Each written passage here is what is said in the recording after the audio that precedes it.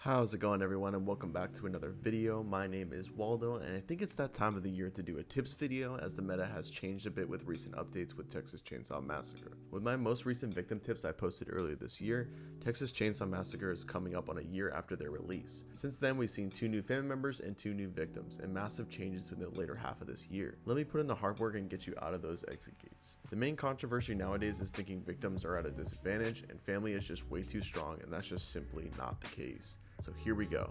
Let's get into it. Starting at my most valuable tip is remaining hidden. This also circulates around the idea to preserve your stamina as much as you can and remaining hidden as you circle around the map. I always think ideally if I can open multiple gates without being spotted, I like to think my team is in a pretty good position to apply a lot of pressure to the opposing team. Each victim needs to play an acting role, whether it's pulling the family into long chases, or drawing them into certain areas, or even annoying grandpa. The idea here is a team playing each coordinating role because the disadvantage is the longer the game continues, the harder it is going to be to escape if you take into account leveling up grandpa as the family consumes more blood and even the amount of health potions that are going to be consumed over time. Moving on to another important tip you learn as experience plays more of a factor, learning the difference between basement and being on the surface. I know it sounds dumb, but stick with me. The beginning of the game is the safest time for victims to prepare for what's to come.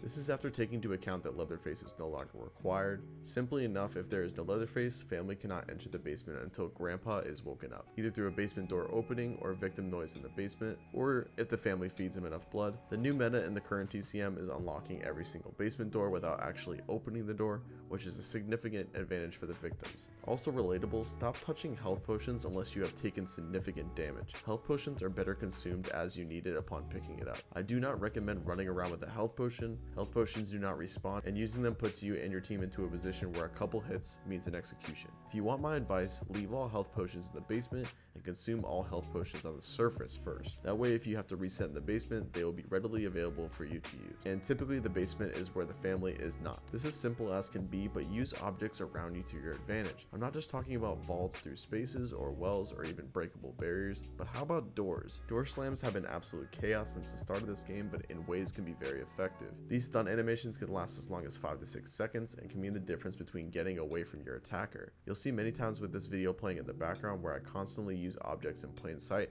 to hide behind to ever so slightly not give my position away. Just take into account that family can stun you back as well. Take the extra time to break through Cook's locks. Trust me, it's worth it. Unless you're living under a rock, Cook's ability is known to you. However, Cook only has 3 locks into his base kit, and I fully understand that it takes much longer to break those locks. Time and time again I see victims avoiding them completely, and I'm generally confused why. I feel like Cook patrols them way less just knowing how long it takes, but if you can put Cook into a position where he only has 1 or 2 locks he can move in place around the map, you're already opening up so much area for your teammates. Don't be afraid to take the extra time, even if it means using both the lockpicks you have in your arsenal. Stop repeatedly stabbing grandpa.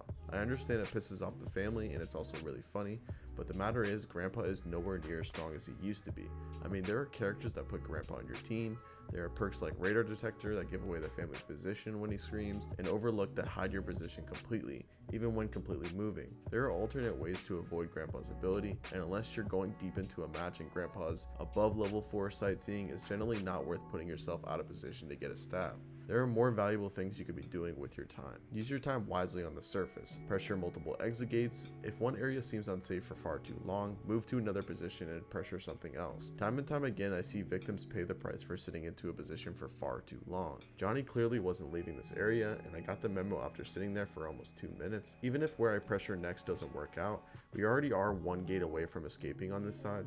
Do not limit yourself to one side when there's multiple in each match to escape from. I do get the temptation. However, it's risk versus reward. Try your best to understand a little bit more about the map layout. Texas Chainsaw automatically updates when you and your team escape different areas, and your experience will understand where your teammates' mindset are as you are playing. This does play a crucial role if you understand the intentions of your fellow teammates. Typically, if I'm already currently trying to open an exit, it's a pretty good plan B if I know I have another option around the map. Sometimes certain areas do get pretty messy pretty quickly. However, there are so many different ways you can draw attention on exits, such as kicking the generator, turning on the fuse box, or powering the valve escape, that can get your teammates out of tricky scenarios, as well as it notifies the family. And for that reason, the easiest escape path might not be the only escape that you have created the opportunity for. 3 family members means you have to have a good amount of awareness almost all the time, and if you are well coordinated, you can escape most of your matches time after time after time again. But what do you think?